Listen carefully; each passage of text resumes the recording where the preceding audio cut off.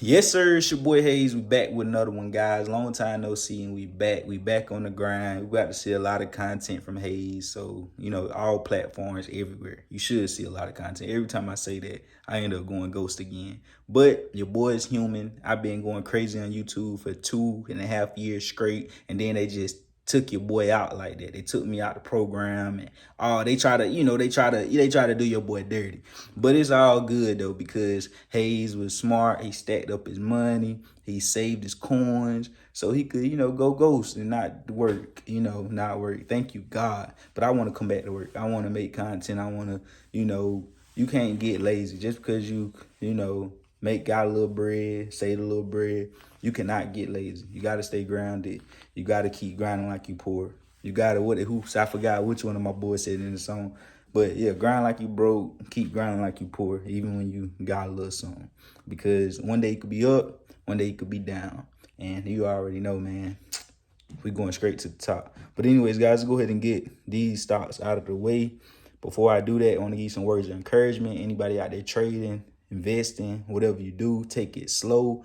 Aim small, miss small, start small, because how can you come in this game with so much money and try to turn a lot into an even larger amount without having the proper knowledge and education to turn a small amount into a large amount? If you can't turn $100 into 1,000 or 1,000 to 10,000, you dang sure can't turn 5,000 to 50 or 10,000 to 100 or 100 to 1,000,000. You got to start small and let the small wins add up and build up over time to give you those bigger returns off of house money. But anyways, the stocks I got for you for this video that I'll be watching next week will be Lyft. I'll be watching Lyft. Lyft have a gap to fill. It could jump to around 12, 13, maybe even $14, guys. Don't know exactly when it's going to happen. Blase woo woo, but it will happen. I do believe on the uptrend, bounce of the overall market. If the market is in a decline and steady pulling back on next week, of course, these stocks is going to decline as well. So pay attention to the SPY, the S&P 500, overall market, Bitcoin, see how they perform and what they doing. And if they on the up and up, these stocks should do well. If they not,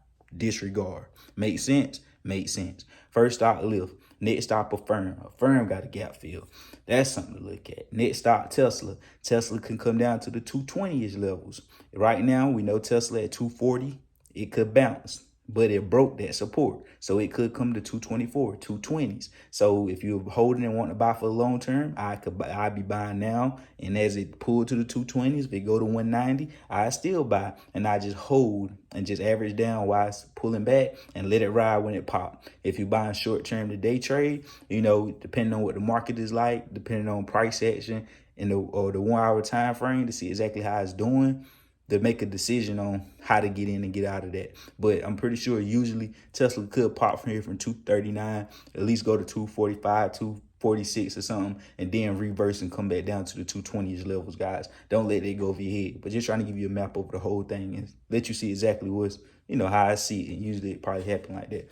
But anyways, so we got Tesla, Affirm, and Lyft. The next one we're watching is AMC. AMC dropped over 28% on Friday out of the blue. VIP, we got out right in time. Magnificent. As soon as we were alerted in VIP and made our money, we made a profit on AMC. That's why I say you got to be smart. You got to know where to get in, know where to get out.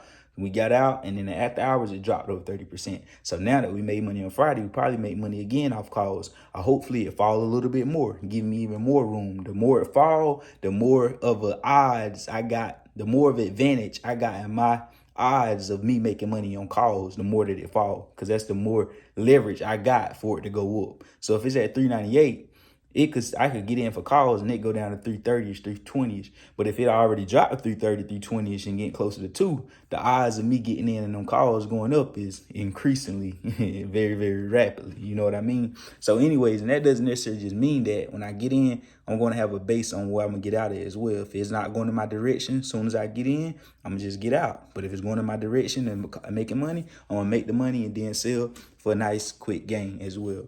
So that'll be the next. And the next one will be Tilray, guys. You already know that's been a banger. Made nice money off that. Being called that out. Just like Carvana caught it. Hey, that was a banger, banger, banger, banger, banger, banger, banger, banger.